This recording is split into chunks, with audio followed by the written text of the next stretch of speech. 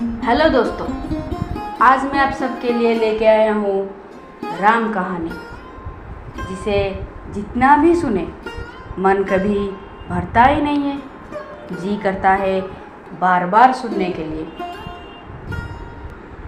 आज मैं सुनाने वाला हूँ एक भाई के लिए भाई का त्याग के बारे में।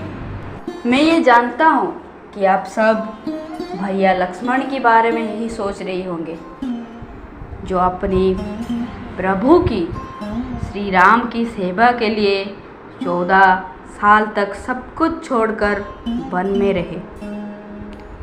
लेकिन नहीं, आज मैं भैया लक्ष्मण के लिए नहीं, बल्कि रामायण में एक और भाई की उदाहरण है, जो है भैया भरत।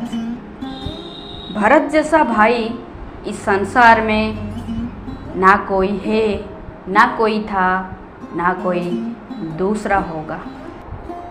भरत जैसा भाई विरल ही पैदा होती है इस संसार में, जिनका इतना बड़ा विशाल हृदय है और इतना बड़ा भावना है, जिसे वर्णन करना हमारे लिए असंभव है। जो अयोध्या जैसा, अवध जैसा निष्कंटक राज्य को छोड़ दिया सिर्फ और सिर्फ अपनी भैया के लिए। भरत एक ऐसा मनुष्य है जो राजप्रसाद में रहकर भी भैया राम की तरह सन्यासी की जीवन अतिवाहित किया 14 साल के लिए, जिनके पास सब कुछ खुशी और सुख होते हुए भी वो हमेशा प्रभु श्री राम की चरण वंदना की। जब माता कैकेयी ने कहा कि पुत्र, मैं तुम्हारे लिए राजा दशरथ से निष्कंटक अवध की राज वर स्वरूप लाया हूँ, तुम उस राज सिंहासन पर विराजमान करो।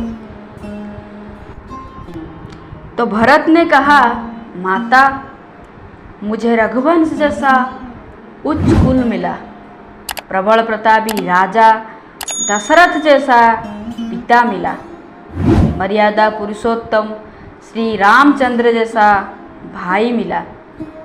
तो आपने ये कैसे सोच लिया कि मेरा भावना इतना नीच होगा जो अपने बड़े भाई का राज्य हड़प लेगा?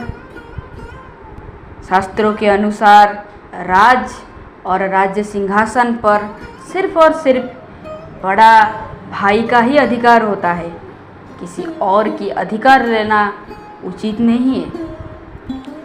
तो मैं भैया राम को वन से लाकर राज सिंहासन पर अवश्य बैठाऊंगा।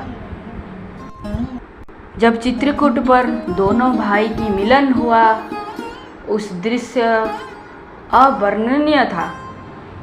वो दृश्य था राम और भरत का मिलन विहंगम, त्याग और प्रेम का अनुपम संगम। एक पुरुषोत्तम, एक भातुतम, एक सर्वोत्तम, एक अन्योतम। राम सिया राम, सिया राम, जय जय राम। राम सिया राम, सिया राम, जय जय राम। सच में वो तो त्याग और प्रेम की अनन्य दृश्य था। तब भरत और राम ने एक दूसरे के लिए लड़ते थे, झगड़ते थे, एक दूसरे को राज सिंहासन देने के लिए। लेकिन आज की समाज में भाई भाई एक दूसरे के लिए लड़ते थे, झगड़ते हैं, एक दूसरे की संपत्ति लेने के लिए। जिस दिन हम भाइयों के अंदर राम और भरत जैसा भावना आ जाएगा, तो इस समाज में अवश्य राम राज्य हो जाएगा, इसमें संदेह नहीं है। इसी के साथ मैं आपसे विदाई लेता हूँ। जय श्री राम।